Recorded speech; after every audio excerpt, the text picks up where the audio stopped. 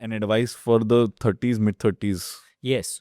अच्छा, एक चीज़ और मैं बताना चाहता हूँ 20s के लिए। सबसे अच्छा, पहले हाँ। जब हम जॉब शुरू करते हैं ना कुणाल, बहुत सारी फैमिलीज ऐसे होती है जिन्होंने लोन लेके बच्चों को पढ़ाया है। अब उनके माँ बाप रिटायर होने वाले हैं, राइट? वो उम्मीद रख रहे हैं कि मेरा बेटा या बेटी अब मेरे लिए करेगा, करेक्ट? क्योंकि सारी पढ़ाई हमने तो पीपीएफ तोड़ के बच्चों को पढ़ाने में लगा दी, पीएफ तोड़ के, पेंशन तोड़ के। बट अगर वो बच्चे को कुछ हो जाए, हम्म। एक्सीडेंट या कुछ, तो फिर ये लाइफ लॉन्ग वापस उसी प्रॉब्लम में हम तो आ गए। तो मेरा सजेशन क्या रहता है, अगर आप 25 साल के हो, 24 साल के हो, सबसे पहले अगर आपके ऊपर माँ बाप डिपेंडेंट हैं, कोई डिपेंडेंट है, तो आपने सबसे पहले टर्म इंश्योरेंस ले लो। Very important advice. यस, नौकरी लगी, सैलरी आई, 3 महीने की सैलरी स्लिप दिखानी होती है। एंड मैं आपको एग्जांपल देता हूँ। सपोज आपकी पहले साल की इनकम मान लीजिए 5 लाख रुपए है, correct? Very reasonable income 5 lakh तो किसी को भी मिल जाएगा।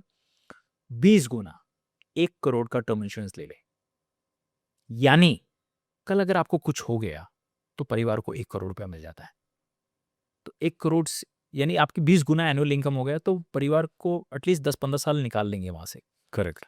ठीक है? और हर 3-4 साल में जैसे जैसे आपकी इनकम इंक्रीज होती है, आप और ऐड इंश्योरेंस करते जाओ। ऐड। सबसे पहला टर्म इंश्योरेंस। एसआईपी आप 6 महीना बाद शुरू करो, मुझे कोई दिक्कत नहीं। आप साल भर बाद शुरू किए, कोई दिक्कत नहीं है। क्योंकि जिंदगी जान है तो जहान है, करेक्ट। बट जान ही नहीं है तो हम क्या करेंगे? और ये मौका कभी दूसरा नहीं आएगा आपको वापस। एक बार गलती हो गई तो दूसरा मौका नहीं आएगा इसमें। करेक्ट। तो सबसे पहला 20 गुना अपना जो भी इनकम है उसका आप टर्म इंश्योरेंस खरीद लीजिए। सिर्फ टर्म इंश्योरेंस और कोई तरह का इंश्योरेंस नहीं। और वो भी टर्म इंश्योरेंस कब तक का? एक बहुत लोग बहुत बड़ी गलती करते हैं, 100 साल तक का ले लेते हैं। क्योंकि लोगों को ना लगता मेरा पैसा वेस्ट नहीं जाना चाहिए, मैं टर्म कभी ना इंश्योरेंस कभी तो मरूंगा, वो मरूंगा आ तो जाने मैं आ दो। जाए।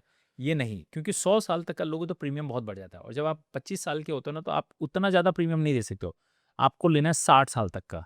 अब मैं 25 का हूँ, 60 तक मेरी इकोनॉमिक वैल्यू है, क्योंकि 60 के बाद मैं भी रिटायर हो जाऊंगा तो कोई फर्क नहीं पड़ता, तब तक मेरी फैमिली सेटल्ड हो गई है, सब है।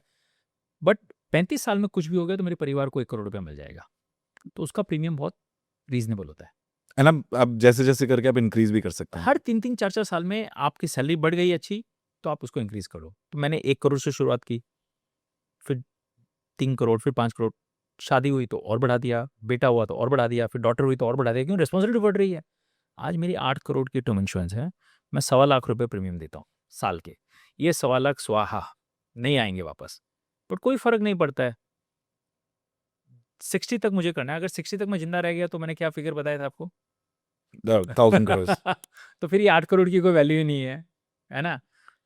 बट ये इसलिए ले रहा कि आज कुछ हो जाए, या आज से 10 साल पहले कुछ हो जाता, तब तो ये 1000 करोड़ नहीं बनते ना। करेक्ट। वो सेफ्टी के लिए। तो पहला है टर्म इंश्योरेंस, सेकंड है एक अच्छा health insurance, very important. Right? मेरे चाचा जी अभी फिलहाल हॉस्पिटल में एडमिट है। उन अंकल, कल उनका एंजियोप्लास्टी हुई थी, एक स्टेंट लगा था। जब वो 48 के थे ना, उनको बाईपास सर्जरी भी हुई है, राइट? और हमने उससे 6 महीना पहले हेल्थ इंश्योरेंस लिया था। तब हमारे घर में कॉन्सेप्ट ही नहीं था हेल्थ इंश्योरेंस का, मैंने तो जबरदस्ती दिला के लिया था। फॉर्चुनेटली अनफॉर्चुनेटली 6 महीने में उनका बाईपास का आ गया। उस वक्त आज से 15 साल पहले, 14 साल पहले 2.5 लाख रुपए का बिल आया था। एंड डॉक्टर नरेश जैन जिनकी बात कर रहे थे, उन्होंने सर्जरी की थी। Best surgeon in India. You don't have to worry because health insurance आपका था। उस वक्त 10 लाख रुपए का हमारा कवर लिया हुआ था। करेक्ट। कल एक स्टेंट डालने का खर्चा 2.5 लाख रुपए। उस वक्त सर्जरी का खर्चा 2.5 लाख था। आज एक 15 मिनट का प्रोसीजर में 2.5 लाख से ऊपर लग गए, 3.5 लाख रुपए का कॉस्ट है। बट बिकॉज 20-25 लाख का इंश्योरेंस है तो कोई स्ट्रेस नहीं है। तो अगर आज आप जब 22 साल 25 साल की उम्र में आप अपनी इंश्योरेंस लेते हो, आपका साल का खर्चा 5,000 भी नहीं है हेल्थ इंश्योरेंस। करेक्ट। कुछ भी नहीं है। 10 लाख रुपए का कवर, ये 5 लाख का कवर, 5,000 या 10,000 रुपए। हम एक बर्थडे पार्टी में 10,000 रुपया खर्चा कर देते हैं दोस्तों को। 5 दोस्तों को ट्रीट में हम 10,000 रुपया खर्चा कर देते हैं। करेक्ट। तो पहले एक हेल्थ इंश्योरेंस तो ले लो। और हेल्थ इंश्योरेंस के कल को एक्सीडेंट, रोड एक्सीडेंट हो गया, कुछ हो गया, उस वक्त तो काम आता है। उसके बाद आप क्या करो, ये ठीक है, ये जो SIP लॉन्ग टर्म दिया है, एक SIP आप अपनी इमरजेंसी फंड के हिसाब से रखो, again like a fire extinguisher, जिसमें साल भर का जो मेरा खर्चा है वो मेरा एकदम सेफ जगह रहेगा। वो तो एफडी में भी आप रख सकते हैं, एफडी कर सकते हो। because FD can be broken overnight. Yes exactly, FD You don't have to wait for the market to open. Exactly कभी भी कर सकते हो। सपोज आपके महीने के खर्चे 50,000 है, तो 6 लाख रुपया, सबसे पहला 6 लाख रुपया आप उसको इमरजेंसी फंड में रखो, उसको कभी तोड़ना नहीं है। अच्छा, फिर लोगों को आता है कि सर आपने बता दिया इन्वेस्ट करे कहाँ, हाँ। ये भी तो बताना है। बहुत सारे लोगों को म्यूचुअल फंड तो हमने बता दिया बेस्ट तरीका। डायरेक्ट स्टॉक्स में मेरे हिसाब से जितना हो सके मत डालो। अगर आपके पास वो टाइम एंड नॉलेज Exactly. नहीं देखिए है 99% जो हमारी, मैं आज CFA चार्टर होल्डर हूँ, करेक्ट, मैं 22 साल से फाइनेंस में हूँ, मुझे खुद को डालने में डर लगता है, क्योंकि मैं अगर, मेरे लिए स्टॉक मार्केट का मतलब है मैं कंपनीज में निवेश कर रहा हूँ। अगर मैं जिस कंपनी में निवेश कर रहा हूँ मुझे अगर इन एंड आउट नहीं पता तो मैं कभी अच्छा पैसा बना ही नहीं पाऊंगा। वो कंपनी करती क्या है, उसका मुनाफा कितना है, वो किस इंडस्ट्री में है, क्या उसको प्रॉब्लम्स आ सकती है, ये सब तो पता होने पड़ेगी ना। तो अगर मुझे पता नहीं है, मैंने खाली किसी के दोस्त के कहने पे ले लिया और बेच दिया, तब तो मैं कहाँ से पैसा बनाऊंगा। करेक्ट। तो मुझे ये तो प्रोफेशनल्स के पास जाना है जो ही करते हैं, तो वो म्यूचुअल फंड हो गए। हाँ, म्यूचुअल फंड के जो मैनेजर्स हैं वो प्रोफेशनल्स, उनका काम ही वही है। काम है, वो दिन Correct. रात कंपनी के मालिक से मिलते हैं, समझते हैं, टीम होती है, रिसर्च करते हैं।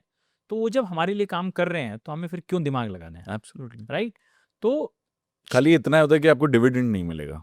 बट वो ग्रोथ उसी में ऐड हो जाता है सर आपका, करेक्ट, म्यूचुअल फंड की एनएवी में ऐड हो जाता है, Correct. और वो टैक्स फ्री भी है आपके लिए।